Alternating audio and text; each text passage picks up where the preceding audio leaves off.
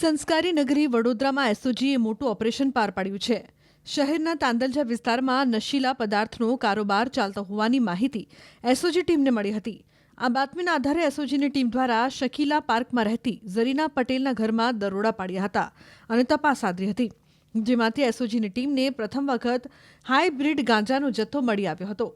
આ હાઈબ્રિડ ગાંજાની બજાર કિંમત 22,43,700 રૂપિયા થવા જાય છે.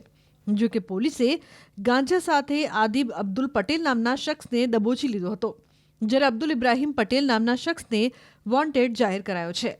હાઇબ્રિડ ગાંજાનો જથ્થો કઈ રીતે વડોદરામાં આવ્યો હતો અને કયા કયા સ્થળે તેનું વેચાણ કરવામાં આવી રહ્યું હતું તે અંગે પોલીસે આરોપીની પૂછપરછ હાથ ધરી છે.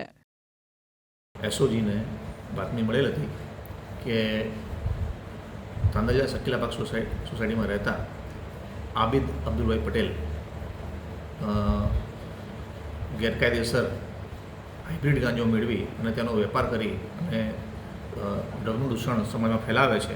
આ બાબતે એસઓજી પીઆઈ એસી રાતલાએ સરકારી પંચો અને માણસો સાથે સ્થળ ઉપર રેડ કરતા આબિદ અબ્દુલ પટેલ ઉંમર વર્ષ 20 નાઓ હાઇબ્રિડ ગાંજા 734 ગ્રામ સાથે મળી આવેલ હતા અને આ બાબતે વધુ પૂછપરછ કરતા તેઓએ પોતાના પિતા સાથે આ ધંધો કરતો હોવાનું જણાવેલ છે.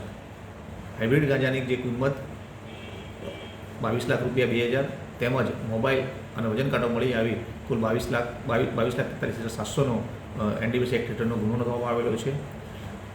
પકડાયેલ આરોપી આબિદ છે એ પ્રથમ વખત પકડાયેલ છે, જ્યારે એના પિતા વિરુદ્ધ 2020માં અને 2024ની અંદર એનડીપીસી એક્ટના ગુના નોંધાયેલા છે.